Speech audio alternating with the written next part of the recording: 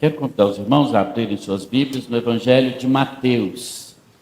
O capítulo é o capítulo 26. Mateus, capítulo 26.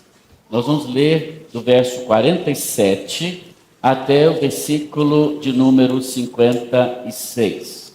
Mateus 26.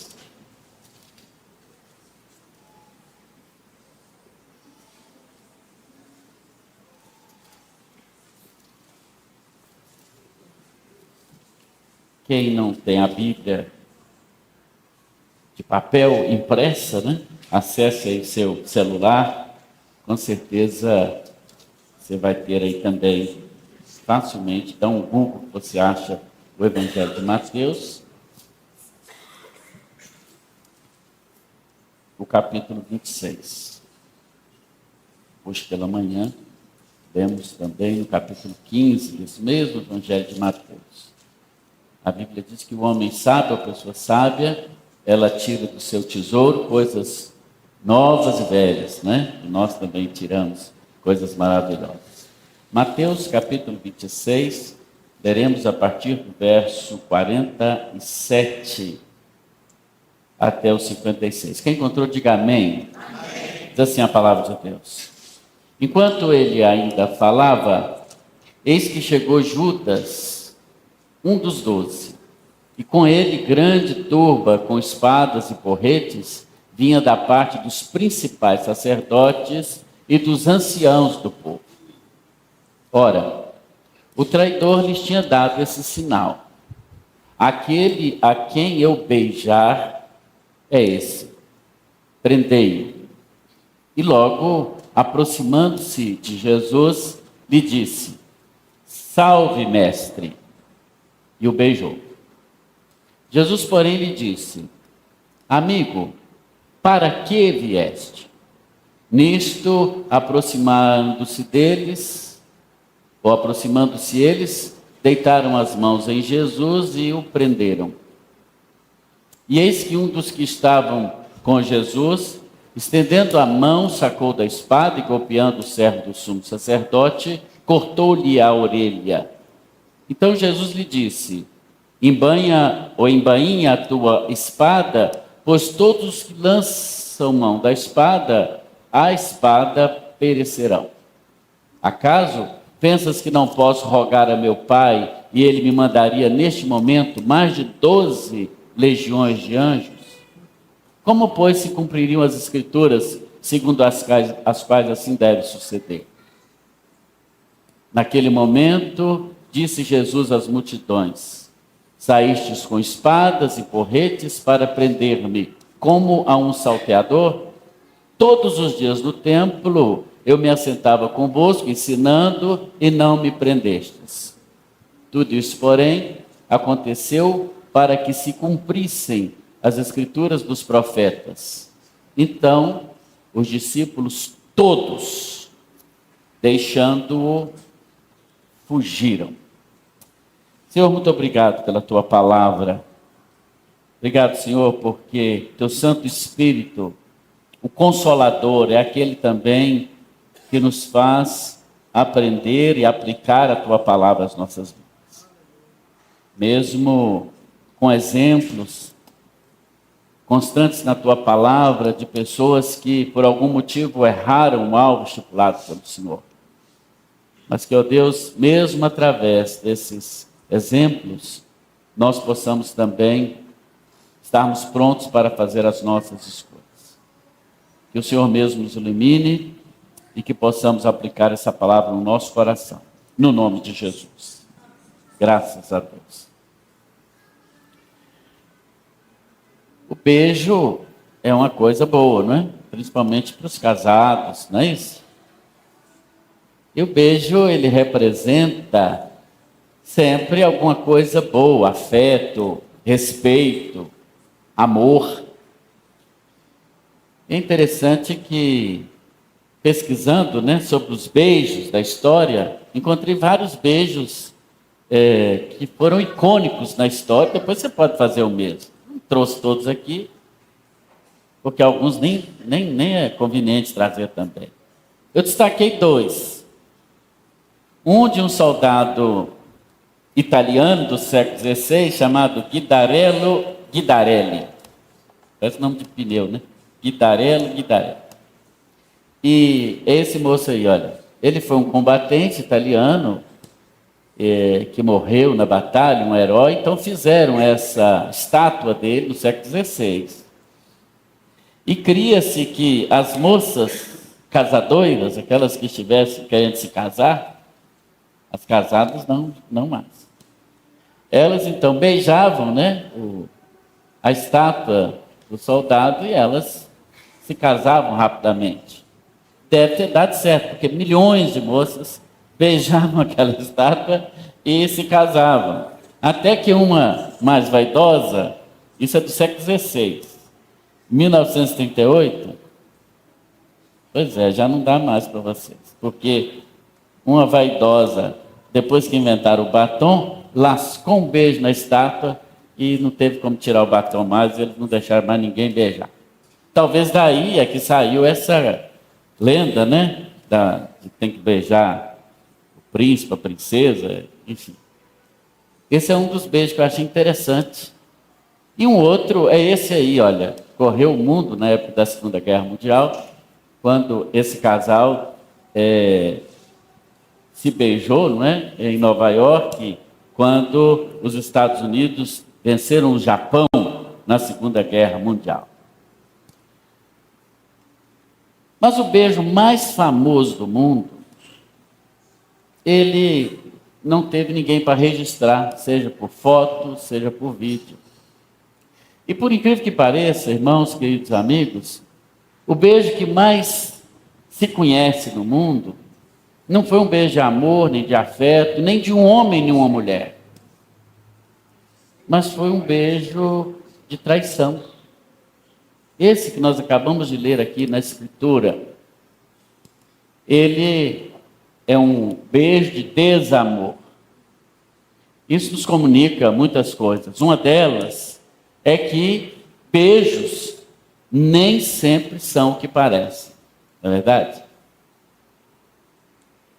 E também nos faz pensar, analisando a história de quem deu o beijo, e aí a mídia pode voltar no primeiro slide, que nos faz pensar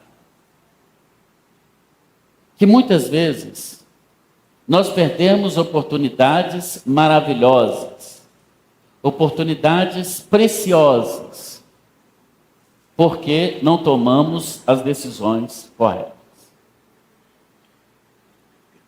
E aí, eu penso que um personagem bíblico, os irmãos, pelo texto que lemos, pelas dicas que eu já dei, sabem que se trata de Judas Iscariotes, eu imagino que ele pode receber essa alcunha do maior fracasso da humanidade. Porque exatamente ele perdeu a maior oportunidade da sua vida, que foi seguir a Cristo. Mas você pode dizer assim, mas Judas seguiu a Cristo, é verdade. Ele foi escolhido por Jesus. Se você olhar a lista de Lucas, capítulo 6, dos versículos 12 a 14, ali você encontra a lista dos 12 homens que Jesus convidou, que Jesus chamou para estar com ele. É interessante que Pedro, que também aparece nessa história que lemos, é o primeiro da lista. Lucas, capítulo 6, 12 a 14. E Judas, o último da lista. Isso já nos diz alguma coisa. Mas é interessante pensar que ele foi escolhido pelo Senhor. Ele foi escolhido pelo próprio Jesus, e Lucas nos dá a informação de que Jesus orou uma noite inteira antes de escolher os seus discípulos. Não sabemos o critério que Jesus usou para chamar os seus discípulos. Alguns a gente pode, por inferência, pensar neles. Eu penso que uma das qualidades, ou uma das qualificações para ser discípulo de Jesus, era que Jesus procurava sempre alguém que estava fazendo algo. Jesus sempre procurava alguém que estava trabalhando. Todos os seus discípulos foram chamados estando fazendo alguma atividade. Ainda que fosse uma atividade contrária à obra de Deus, como por exemplo, o último dos apóstolos, o abortivo, como ele mesmo se chama, que foi o apóstolo Paulo, que no afã de perseguir os cristãos, foi encontrado por Jesus e foi capturado pelo amor de Cristo e foi exatamente também trazido à presença de Deus e se tornou o apóstolo aos gentios. Mesmo ele, Paulo, estava também trabalhando contra o reino, contra os valores do reino, mas estava fazendo alguma coisa. Então, por aí já podemos, por inferência, pensar: Jesus sempre chama para o seu trabalho alguém que já está fazendo alguma coisa. Ele não saiu para a rua e chamou as pessoas desocupadas da praça lá da Galileia. Você não está fazendo nada não? Vem me seguir. Não. Ele chamou pescadores no ato da pescaria. Ele chamou, por exemplo, o próprio Mateus no ato do seu trabalho de servidor público, de cobrador de impostos. Não sei o que havia naquela voz de Cristo, naquele olhar, que ao chegar, por exemplo, na beirada da praia, ele olha para aqueles discípulos pescadores, sobretudo Pedro, Tiago e João, e diz a eles: venham comigo, vinde após mim, e eu vos farei pescadores de gente, pescadores de homens. Aleluia. E o texto sagrado diz: e imediatamente eles deixaram tudo e o seguiram. Que coisa maravilhosa! Aquilo que era o mais importante da vida deles, nesse caso, aquele barco de pesca, aquelas redes, era o sustento da sua família, num átimo perdem toda a sua importância para aqueles homens que agora têm como projeto de vida o seguir a Jesus. E não foi por holofotes, não foi em busca de uma causa humana grandiosa que o seguiram, mas uma causa humanamente perdida. Dentre estes estava Judas. Tinha outro Judas, o Tadeu, que para alguns é inclusive o santo das causas impossíveis, veja bem. Mas o Iscariotes, ele aparece na Bíblia, aparece para nós como o traidor. E é interessante que o nome Judas, ele significa louvor. Louvor. Mas ninguém bota esse nome mais em ninguém, Porque um homem, uma pessoa, aquele que eu chamo de o maior fracasso da humanidade, teve esse nome. Porque ele seguiu a Jesus, é verdade. Ele também deixou tudo para seguir a Jesus, é verdade.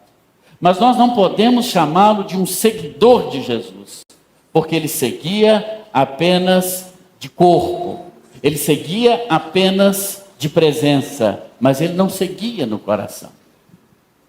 Judas é aquele tipo de pessoa que alguém disse certa vez que errou o céu por 45 centímetros. Imagina, filho. Não vai acontecer com você. Mas, se acontecesse, você chegar a 45 centímetros do céu, já com a mãozinha lá, e o anjo lá, o guardião da porta do céu, não sei se tem, fala: nananina, tchau. Imagina isso. Você chegar tão perto, mas tão perto, e não alcançar aquilo que você buscava.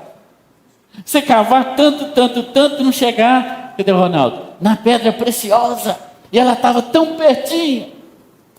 Né, Ronaldo? Você chegar tão perto do objetivo e não alcançá-lo por 45 centímetros. E sabe o que é errar o céu por 45 centímetros? Dizem que numa pessoa adulta, Eu acho que em mim menos, no meu amigo pastor Edgar menos ainda. 45 centímetros, viu, Gilmar? É a distância que tem entre o coração e o cérebro. Eu tenho menos um pouquinho, acho que a minha cabeça é maior. 45 centímetros. Diz respeito àquelas pessoas que, como Judas, talvez tenham uma fé racional, uma fé na mente, que querem um convencimento por A mais B, que a fé cristã é o caminho correto, o sentido que faz isso, mas essa fé, que a nossa mente se apropria dela, ela não cai para o coração. E se ela não cai para o coração, ela realmente não tem valor, porque ela não fez parte da nossa vida. Alguns pensam que Judas, por exemplo, seguiu a Jesus porque ele imaginava que Jesus fosse um revolucionário, um líder político. Queria libertar a Judéia, que era a região onde eles moravam, nessa região que se chamou depois Palestina, né? Hoje é a região de Israel, faixa de Gaza, Cisjordânia, exatamente onde está acontecendo essa guerra que a gente tem acompanhado.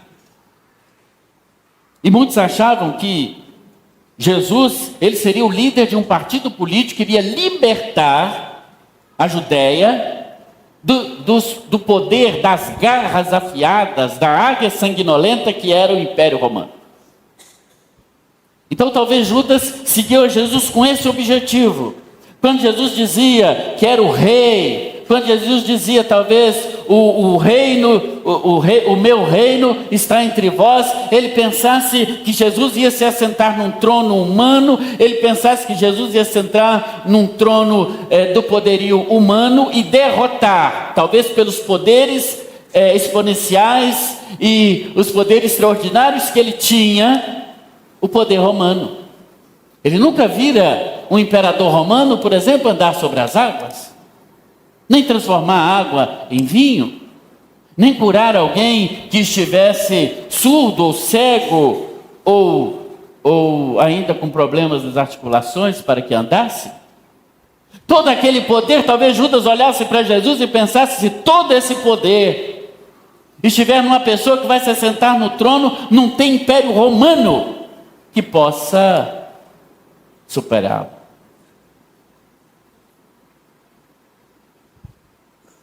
A fé que ele tinha em Cristo era uma fé racional, humana, que olhava simplesmente para a resolução dos problemas humanos, mas talvez não caiu para o coração. Não se transformou numa fé genuína. E por isso o levou a quando ele percebe que o caminho de Jesus, quando ele percebe que o reino que Jesus trazia não era um reino temporal, não era um reino humano, quando ele percebe que Jesus não seria tudo aquilo que ele pensava que fosse, ele então, que tinha a mente apenas nesse mundo temporal, que visava apenas as riquezas desse mundo, talvez então ele pensasse que a proposta que havia recebido de entregar Jesus por 30 moedas era algo profundamente rentável para ele. A maior oportunidade que ele perdeu foi de caminhar com Jesus por pelo menos 3 anos e meio. Mas diferentemente dos outros discípulos que viam os milagres, que viam, como no caso de Lázaro, morto ressuscitando. Imagino que no episódio da multiplicação dos pães, por exemplo, Judas foi um daqueles que pegou uma daquelas cestas distribuindo pão, e ele viu 5 pães e 2 peixes sendo multiplicados, e quando as pessoas iam tirando, aquilo não acabava, e quanto mais saía, ainda tinha peixes, e no final ainda sobra 12 cestos de peixes, um para cada discípulo. Ele viu isso tudo, mas perdeu a oportunidade, porque mesmo vendo os milagres de Jesus, ainda continuou com a incredulidade no seu coração. Eu tenho certeza que se eu pedisse a alguém para dizer aqui hoje à noite, se já foi alvo da graça de Deus, do milagre de Deus, da bênção de Deus, em alguma medida da sua vida, todos nós levantaríamos nossa mão. Em alguma medida. Ou uma cura. Eu já fui curado 2 vezes de 2 enfermidades. 2. Deus está me curando da 3ª. Poderia contar aqui. Aliás, um dia eu vou contar para todo mundo. Porque eu esqueço. Né, Jair? Nós podemos dizer. Eu, nas minhas visitas que faço aos irmãos, nas casas, nas viagens que às vezes faço, vou conhecendo um pouco mais as minhas ovelhas, e como os irmãos compartilham comigo coisas maravilhosas que Deus fez na vida dele. Coisas maravilhosas. Não canso de ouvir a história do Amarildo, por exemplo, da enfermidade dele. Eu não estava aqui. Ele, que é um médico, quando viu a radiografia da gravidade do problema que ele enfrentou, ele teve problema de cabeça. Se melhorou, piorou. Eles tiraram uma coisa a mais aí dessa cabeça. Assim. Ele viu e ele sabia a gravidade daquilo. Que a gente vê essas radiografias, né? Eu pego aquelas radiografias agora mesmo, amanhã eu vou ter que levar as radiografias do ombro lá para o médico do braço. Olhar lá para... Como é que chama? Ortopedista? Ortopedista do pé, né, não? Enfim, para mim aquelas radiografias só servem para me olhar o eclipse da lua, quando ela tem a lua. Mas o médico vê aquilo, ele está vendo tudo ali. Para mim é um monte de fantasma que tem aqui. Quando ele viu aquilo, ele viu a gravidade. Imagina que ele já começou a dobrar as roupinhas dele, já separar o terno lá, falou, isso aqui é para... Não é? Então, todos nós temos algo para falar da grandiosidade de Deus. Mas Judas viu muito mais ainda. Ele viu coisas extraordinárias que nenhum ser humano verá. Mas ainda assim não creu. Ainda assim não foi capaz de acessar ou de dar o start no seu coração para que ele cresça em Jesus como deveria crer. E ele começou a pensar em falhar. E mesmo assim, mesmo quando pensava em falhar, a Bíblia diz que Jesus o alertou que ele poderia falhar. Quando, por exemplo, do episódio da ceia do Senhor, registrado por Marcos no capítulo 14, 17 a 20. Interessante, eu conversava outro dia com um líder aqui da nossa cidade, um homem de Deus, que eu tenho tido o privilégio de conhecer, o reverendo Adão Carlos, que foi por muitos anos pastor aqui na nossa querida primeira igreja presbiteriana do Brasil. E ele falando, né? Um dia a gente estava conversando sobre a posição dos apóstolos na mesa da ceia, e coisa que eu nunca tinha pensado. Eu falei, só vai lá pregar na minha igreja sobre isso, eu quero que ele venha aqui. Se ele não vier, eu vou pedir o sermão, aí eu mesmo prego. Mas uma coisa que ele me chamou a atenção foi para o seguinte, ele sabe onde estava cada um dos discípulos, tá? Pelo texto bíblico. Isso que é bom conversar com gente que lê a Bíblia, né? Ele diz, Judas estava do lado de Jesus. De um lado estava João, porque a Bíblia diz que ele estava reclinado do peito, e Judas estava do lado dele. Vamos ver se vocês lêem a Bíblia também. Nós somos batistas, mas a gente lê. Mais ou menos, mas lê, né? Por que vocês sabem? Não, gente, não faz vergonha em mim, não. Porque quando Jesus levou a mão no prato, o Judas levou também. Então ele estava perto. Aí, Luiz, você nunca tinha pensado nisso. Você é professor há 30 anos. E eu também não tinha sabido disso. Só para você ver. Vou lá mais vezes para poder preparar meu sermão. Ele estava do lado. E quando Jesus disse assim, olha, um de vocês vão me trair. Porventura sou eu, porventura sou eu, porventura sou eu, porventura sou eu. Deus, se você pegar um pãozinho, quem que vai com o mãozão lá? O Judão. Deixa eu pegar. Jesus muito discreto, né? Não é o que leva a mão no prato comigo. Imagina a cabeça de todo mundo, olhando para o Judas, né? O que Jesus queria fazer? Judas, seu pecado já está revelado, cara. Não precisa ser assim. Não precisa ser assim. Você pode arrepender. Isso que você vai fazer daqui a 3, 4 horas, porque da ceia eles saíram para o jardim do Getsêmani, e ali é que acontece a traição. Jesus está dizendo para ele 3 horas antes, olha, não continua nessa vibe não, que vai dar ruim para você.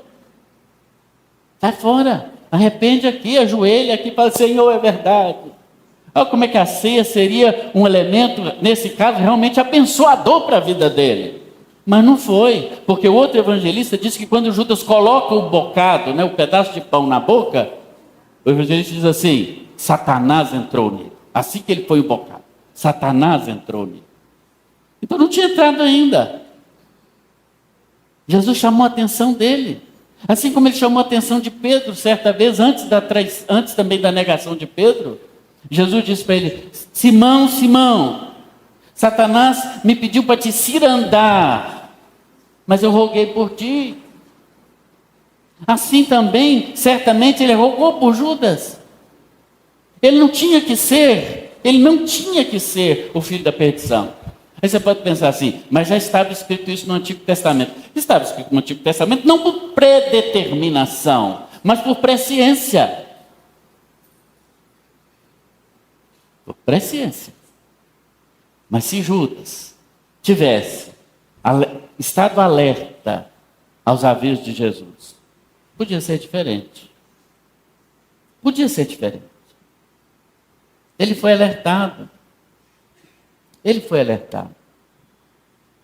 Também, quando ele toma a pior decisão, há mais um alerta. Porque se ele perdeu a maior oportunidade, foi seguir a Cristo, desperdiçar os 3 anos, ele perdeu também, ou tomou, a pior das decisões que ele podia tomar. E qual é a pior das decisões? Ele traiu a Cristo. Pelas moedas. Ele traiu a Cristo. Essa é a pior decisão. Mas mesmo diante dessa decisão, quando ele chega, né, ele havia combinado uma senha com os soldados. Tem umas coisas que eu fico pensando, será que Jesus não era conhecido assim, para ele ter que ter uma senha? Nossa, que Jesus era uma pessoa normal, misturado no meio do povo, um galileu no meio dos galileus. Ele disse, olha, aquele, quando chegar no jardim, aquele a quem eu beijar, é esse. E ele chega para Jesus, diz o texto sagrado, e diz, salve mestre. E quando, imagino eu, ele já está com o rosto próximo ao rosto de Jesus para o ósculo, não fiquem admirados, na cultura oriental é comum os homens darem ósculo, beijo no rosto uns dos outros. Quando Judas chega perto, Mateus 26:50, no texto que lemos, registra, talvez ele estivesse mais pertinho, e ele ouviu Jesus perguntando a Judas assim, amigo, a que vieste? Outro lembrete. Jesus chama de amigo. E Jesus pergunta, o que você veio fazer aqui? Outro lembrete. Nós temos 2 possibilidades. Ou Jesus foi cínico, falso, quando ele chama Judas de amigo. E não cremos que ele tenha sido. Então Jesus só poderia estar mais uma vez. Se existia uma senha para a traição, que era o beijo, Jesus dá uma senha para ele, que é a da salvação, digo, amigo. Amigo, 3 anos juntos, amigo, comendo junto, dormindo junto, bebendo junto. Você tem certeza que você vai fazer isso? Mas Lucas, talvez estava do outro lado, e ouviu Jesus dizer outra coisa, porque Lucas registra, no capítulo 22, 48, registrando o mesmo fato, Lucas diz que Jesus também disse assim, ou perguntou assim para Judas, com um beijo, traís o Filho do Homem? Mais um lembrete, mais uma fala, mais uma tentativa. E ele lasca o beijo mais famoso da história, mas também o que trouxe consequências terríveis. A pior decisão foi trair a Cristo. Se nós pensarmos, o pecado de Judas foi o mesmo pecado de Pedro. Pedro não beijou, pelo contrário. No texto que lemos, a Bíblia diz que quando Judas beija Jesus, Mateus não entrega quem foi. Ele diz assim, um discípulo, né, pega a espada, né, e corta a orelha do servo. Mas o servo do sumo sacerdote, verso 51. Mas João entrega. E João diz que foi, João 18:10, diz que foi Pedro que fez isso. João fala, não, vou botar aqui que foi o Pedro, para todo mundo saber na história. Então veja bem, um negava e o outro arrancava a espada. E sabe por que Pedro, viu Jairo? Quase dormindo, né, Jairo? Sabe por que Pedro, ele arrancou da espada? Porque ele não orou. Lembra que Jesus chamou a ele, Tiago e João, para orar? Ele dormiu. Quando a gente dorme, quando deve orar, a gente tenta resolver tudo na força do braço, da força da espada. Olha, vou dizer uma coisa para os irmãos. Meu irmão Cogel, você que está indo embora, guarda essa. Guarda essa. A oração poupa tempo. A oração poupa tempo. Se a gente orasse mais, a gente ganhava tempo. Porque o Senhor vai resolvendo as questões para nós na nossa frente.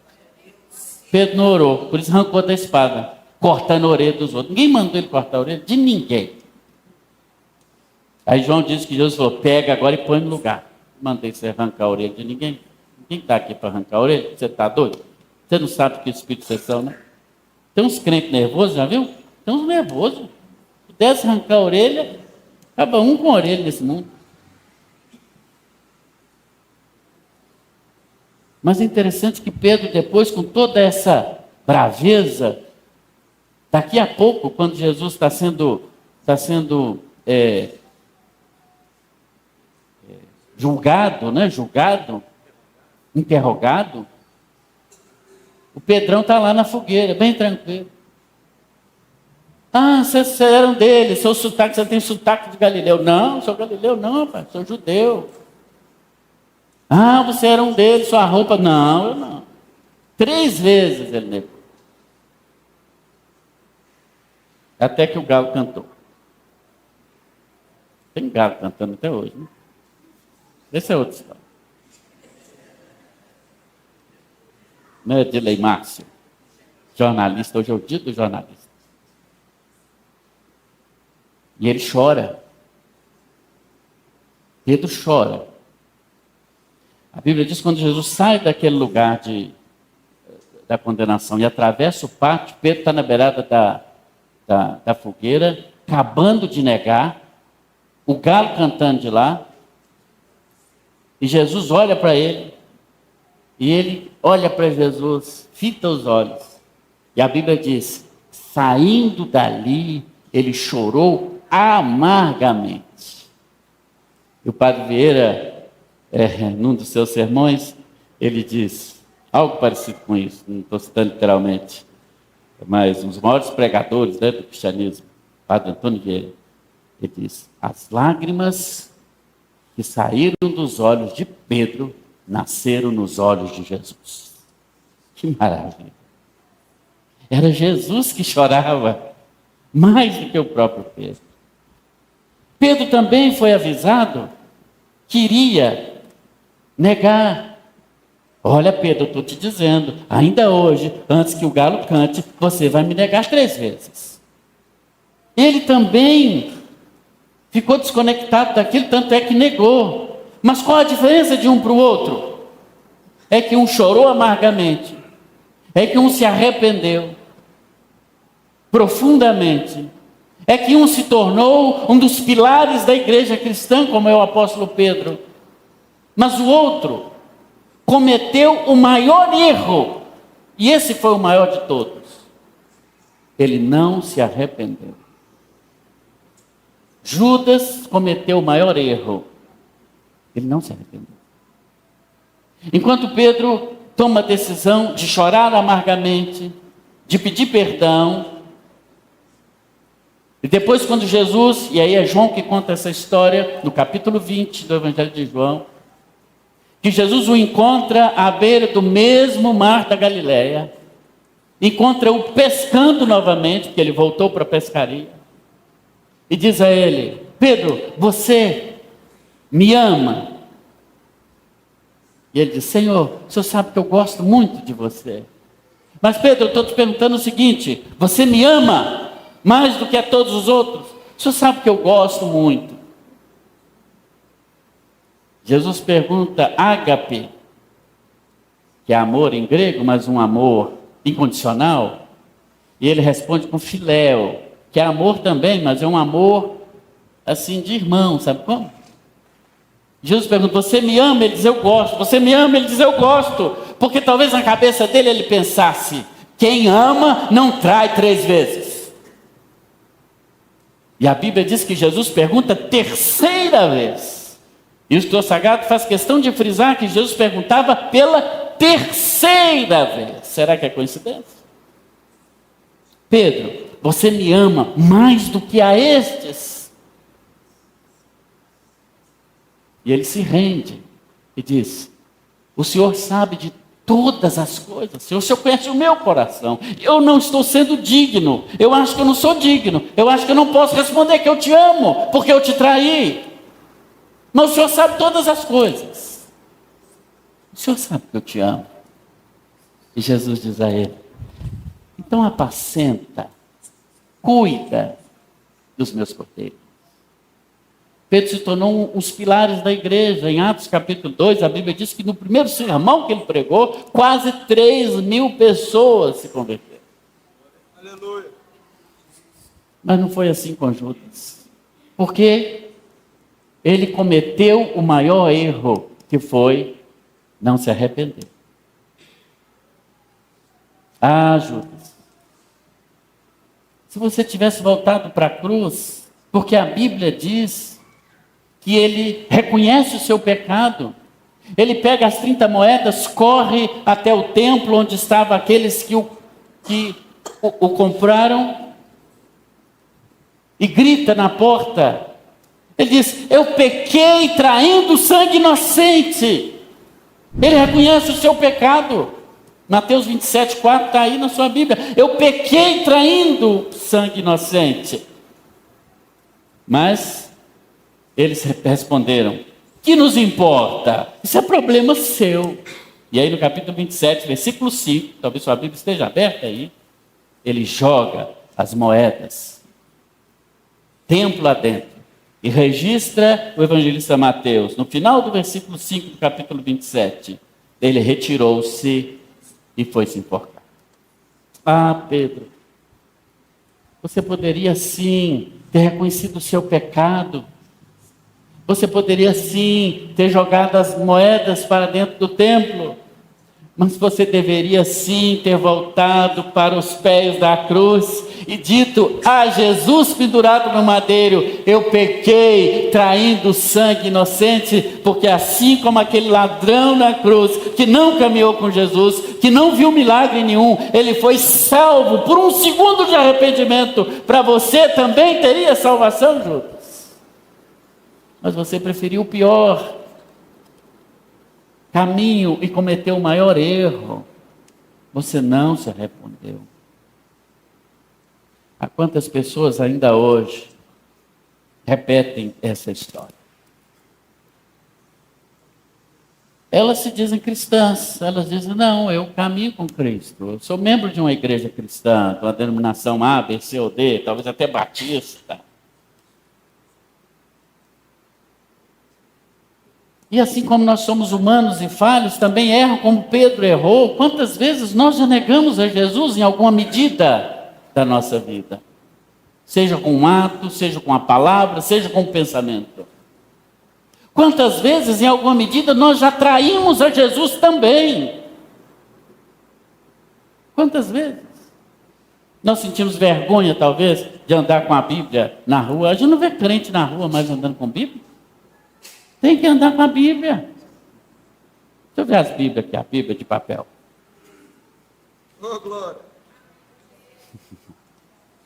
Xavier, você está olhando para mim, né, Xavier?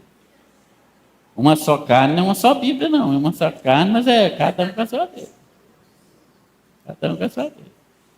Cadê os adolescentes? Deixa eu ver adolescente com a Bíblia. Esse adolescente me enche de orgulho, olha só. Márcio, está faltando 2 Bíblias lá, Márcio. Ali numa loja, eu vou dar o endereço para vocês, tem Bíblia barata. R$5. Com uma melancia ainda. Brincadeira, tá, irmão? Os meninos têm Bíblia, tenho certeza que sim. Tem pessoas que não têm coragem de se assumir como cristão. Isso, de alguma maneira, é negar a Cristo. Mas muitos estão como Judas. Ouvem de Cristo. Que privilégio nós temos, irmãos. Eu creio que ser membro da igreja é um privilégio tão grande. Eu acho que é um privilégio, viu, irmão Zé Neto? Quantos anos você tem de membro aqui dessa igreja, irmão Zé Neto? A gente espera, você lembrar. Hã? Quantos anos? Manderli, ajuda aí. 49? Não, estou membro aqui da igreja, não é de idade, não. Nessa igreja aqui? Não é de quando ele foi apresentado bebezinho, não. Você casou, já tem 49 anos. Ano que vem vai ter festa. Bodas de ouro, né? Glória a Deus. E você vem aqui. Isso. Depois você dá aqueles R$10 que você combinou com a Nadine lá para ela puxar a pau. Vem cá, mas você vem aqui todo domingo e escuta mensagem, louvor. 49 anos. Irmãos, isso é um privilégio. Ouvir a palavra de Deus. Essas músicas maravilhosas. Privilégio. Eu acho que ser membro de uma igreja é um privilégio. Muito grande. Um verdadeiro privilégio. Mas, por outro lado, não podemos desperdiçar esse privilégio. Precisamos ser verdadeiros discípulos de Jesus. Se o negarmos, voltemos para Ele. Choremos amargamente. Sabe o que falta hoje, irmãos? Falta lágrima nos nossos olhos diante de Deus. Falta lágrima de arrependimento pelo pecado. Hoje em dia o povo peca e ainda posta no Instagram. Olha aqui meu pecado. Faltam lágrimas, olhos secos. É possível que erremos, mas choremos amargamente diante do Senhor. Voltemos para Ele. Não sejamos o maior fracasso da humanidade. Porque o maior ganho que podemos ter é exatamente ter caminhado com Cristo, sermos discípulos de Jesus, sermos escolhidos por Ele. Porque em primeira medida foi Ele que nos escolheu, é Ele que nos chama, venham após mim. Como que o morto pode tomar decisão? É Ele que nos chama, é Ele que nos encontra, é Ele que diz, venha. E nós viemos. Aleluia. Então, que possamos segui-lo, tomando a decisão correta. E a decisão correta é nos arrependermos dos nossos pecados. E fazer de Jesus o Senhor da nossa vida. Glória a Deus. O contrário disso seria errar o céu por 45 centímetros. Eu queria que você baixasse sua cabeça agora no nome de Jesus. Olha quantas vezes eu me sinto assim um pouco Judas, sabia? Quantas vezes eu sinto que eu não estou sendo um discípulo como deveria e poderia ser. Talvez você sinta mesmo. Eu acho que é hora agora. Estamos ainda nesse ambiente, né, de Semana Santa, de Páscoa, de tudo isso. Pensarmos, que tipo de discípulo de Cristo eu tenho sido? Sejamos como Pedro, que erramos sim. Nós não estamos falando sobre não errar. Estamos falando sobre errar, mas principalmente sobre arrepender-se. Estamos falando sobre distanciar, mas sobre voltar. Que nós possamos honrar esse chamado. Se você está aqui hoje à noite e quer tomar uma decisão lá de Cristo, se essa palavra fala no seu coração, olha, Jesus está aqui te chamando, assim como chamou aqueles discípulos às margens do lago ou do mar da Galileia. Ele está dizendo: venha após mim, vem comigo. Ah, que chamado maravilhoso! Você nunca ouviu um chamado como esse? É o chamado de Cristo. É o chamado daquele que pode dar sentido à sua vida sem sentido. É o chamado daquele que deu a sua própria vida por você na cruz do Calvário. Ele está dizendo: vem comigo, vamos caminhar juntos. Não vai ser fácil não, mas você vai ver milagres. Não vai ser fácil não, mas você vai experimentar coisas extraordinárias do meu lado. Vem comigo. Judas foi, mas não foi com o coração. E eu quero te convidar agora a vir com o coração. Dizer: Senhor, eu quero fazer do Senhor o Senhor da minha vida. Alguém aqui nessa noite quer tomar essa decisão? Levanta bem alto a sua mão, que eu quero orar pela sua vida. Quero dizer: Senhor, recebe essa pessoa, esse jovem, esse senhor, essa senhora, essa criança, esse adolescente. Levanta a sua mão, como quem se rende. Glória a Deus, Deus abençoe. Como quem se rende, está dizendo: Senhor, eu entrego minha vida a Ti. Eu quero ser um verdadeiro discípulo Teu. Eu quero viver uma vida digna do Senhor. Eu quero te seguir. Alguém? O chamado de Jesus ainda é para hoje. Qualquer pessoa nesse auditório, levanta bem alto a sua mão para que eu possa ver. Eu quero orar pela sua vida. Talvez na galeria alguém, algum jovem. Olha, essa é a decisão mais importante que qualquer pessoa pode fazer na sua vida. Quando você fizer essa decisão, tomar essa decisão, você certamente estará dando um grande passo na sua vida. Dá mais alguém? Qualquer pessoa nesse auditório que queira tomar essa decisão. Mas você, meu irmão, minha irmã, você faça essa autoanálise também no seu coração e pense sobre como você tem encaminhado a sua vida. Ele, Jesus, está te chamando. A escolha é sua. A escolha é sempre nossa. Somos nós que escolhemos também. Ele nos escolhe, mas nós também escolhemos se vamos servi-lo, se vamos segui-lo, se vamos traí-lo, ou se vamos nos arrepender diante dele. Senhor, muito obrigado. Obrigado, Senhor, porque até nesses exemplos de pessoas que não caminharam contigo como deveriam, nós tiramos lições tão importantes. Dá que possamos, ó Pai, mesmo quando errarmos, mesmo quando falharmos, poder voltar para o Senhor